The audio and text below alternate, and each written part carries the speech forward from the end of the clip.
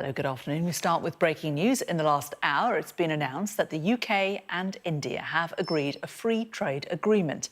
The government says the deal will add £4.8 billion to the UK economy and slash Indian tariffs on products like whisky, cosmetics and medical devices. Earlier, the Prime Minister, Sir Keir Starmer, stressed the significance of the deal. This is a historic day for the United Kingdom and for India, because this is the biggest trade deal that we, the UK, have done since we left the EU, and it's the most ambitious trade deal that India has ever done. And this will be measured in billions of pounds into our economy and jobs across the whole of the United Kingdom. So it is a really important, significant day. And look, it's been promised many times over the last 8 years. Prime Minister Modi and I decided in Brazil last year that we would move at pace in relation to these negotiations.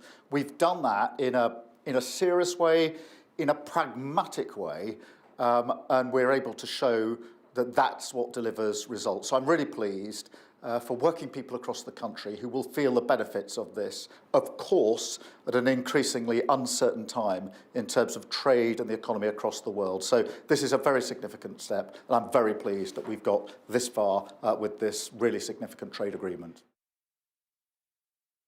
Well, the Indian Prime Minister also posted a statement on X saying in an historic milestone, India and the UK have successfully concluded an ambitious and mutually beneficial free trade agreement, along with a double contribution convention.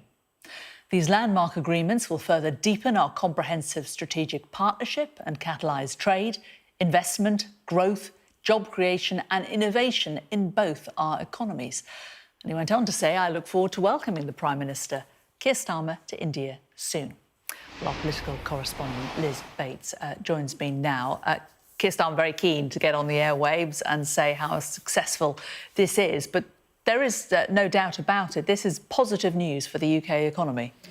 Oh, it absolutely is. And you can see the Prime Minister there making the most of it, making this announcement from number 10. As he said, you know, trade deals are often years and years in the making. There's a lot of back and forth behind the scenes, negotiations, and clearly this government has made this trade deal a priority and pushed it over the line in quite a short period of time. As you say, what it will mean for UK consumers and businesses are things like it will be cheaper to export things like whisky, cars, cosmetics. It will also be cheaper to import some goods from India, things like clothing and footwear.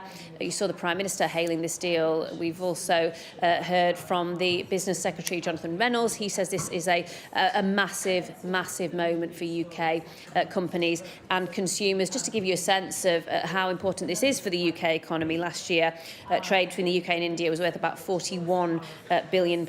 This will add around £25 billion by 2040. So really, really significant for the UK economy.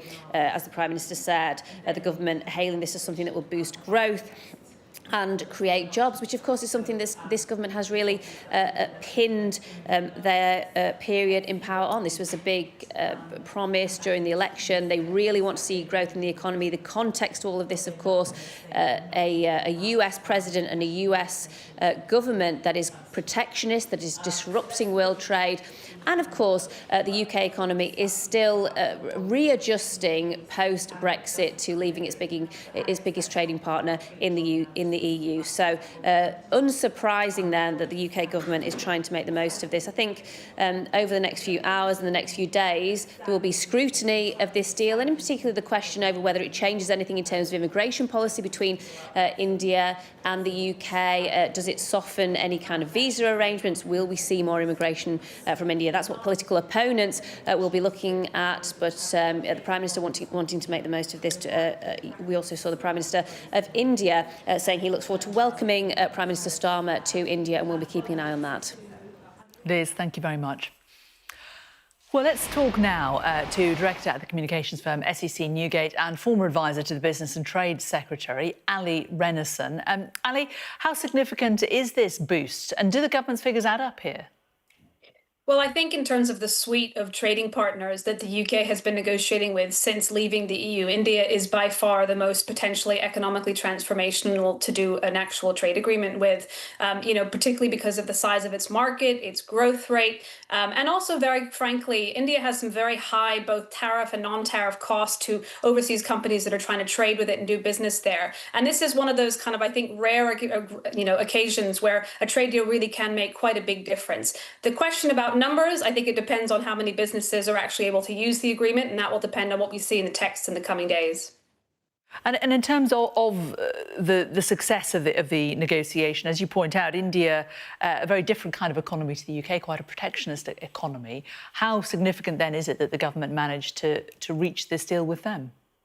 Well, I think India has also been on a bit of a sort of journey under Prime Minister Modi itself to open itself up. It wasn't really a big fan of doing trade agreements, whether it's, very, very high, over 100% sort of tariffs on whiskey imports, to some of the kind of domestic regulatory requirements that basically make it very difficult or certainly costly for legal services, financial services firms in the UK and other countries to do business in India. I think a lot will depend on what does the text say about, what kind of non-tariff regulatory barriers have been tackled as part of the agreement. So the scope for sort of significant economic sort of uplift as a response to this is there, but a lot will depend on the detail.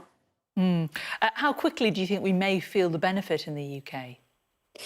Ultimately, it depends on how quickly the tariffs can come into force. So, for example, we know that with other trade agreements, particularly in sensitive sectors like agriculture, there's a sort of phase-out period to tariffs. So it'll be interesting to see whether, for example, even in something like whiskey, has India agreed to cut its whiskey import tariffs immediately, or is that over time? And I think those are some of the questions that will sort of, determine ultimately how quickly businesses can take advantage of those provisions. A lot of fanfare being made about the fact that this is the first significant free trade agreement since we left the EU. Now that we have this one in our back pocket, do you think others will follow quickly? Well, we have Australia and New Zealand. Those are the sort of the main ones done so far. There's also been a couple of digital agreements with Singapore. I think the next big one to look for potentially is one lined up with the Gulf Cooperation Council, the Gulf countries. That's supposedly being close to being finished. And that's also sort of in some ways a very closed market to a lot of services. So a big opportunity for UK exporters in those sectors. Obviously, the big one, even though we already have a trade deal with the EU to come, is what's going to happen with this sort of new EU reset and the sort of the trade ambitions that the UK and the EU have there. I think that's probably the biggest one on the horizon outside of Europe. And does this change that, the fact that we now have this deal? Will it make the EU regard us any differently? Are we more or less attractive to the EU now to deal with? Well, interestingly, the EU is doing its own negotiations with India. They've been going on since about 2008, on and off. So I think they will certainly feel the impetus to try and get their deal done, albeit certainly some of our businesses will be looking to see if, when that deal is complete, do European exporters get granted any sort of better access to the Indian market than the UK did? But I think that the EU is now coming round to the fact that, ultimately after Brexit and after, movements in the White House in Washington, that it's trying to diversify its own sort of FTA trading links with other countries. So I think we're in the sort of the same mix as the EU at the moment. The government is saying that this has been 8 years in the making. I wonder, were you at all involved in negotiations around this, conversations around this, and during your time in government? It was certainly ongoing during my time in government. It kept me very busy. And I think it's interesting to see that some of the stumbling blocks, which no doubt the opposition will be having a look at to see what concessions were made, how those were dealt with. For example, the carbon border tax that the UK is introducing that the EU has. India wanted to get an exemption from that. Is that dealt with in this sort of trade agreement? And also sort of issues around visas and labour mobility. What kind of concessions, if any, were made to get us over the line? Yeah, and it's interesting because Keir Starmer was asked questions about both of those by journalists after it was announced, and he sort of pushed back and said that, there weren't going to be exemptions necessarily on visas, and certainly hadn't made concessions as about carbon tax. So it does sound like, those hurdles have been crossed, and that the government has got a pretty good deal for the UK in terms of what the UK hoped to get. The devil will be in the detail. I think it's worth stressing that it's not just the UK that wanted to get this done under a new government after an election. Modi obviously was his party was re-elected after its own election. And I think there was a sort of drive from both sides to say, let's not make perfect the enemy of the good. Let's see what progress we can make to get the deal over the line. Ali Renison, really good to talk to you, former policy advisor to the Business and Trade Secretaries. Good. Thanks a lot.